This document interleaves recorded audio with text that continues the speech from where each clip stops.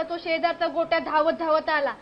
काकू काकू आपल्या कपिलचं व्याख्या विक्की उक्कू टीवरती फेमस झाले. अशोक सरावांनी घेतले. ते मगाशी बोललो ना ते विक्रम गोखलेंच्या नाटकाला ते आम्हाला हाकलून लावलं.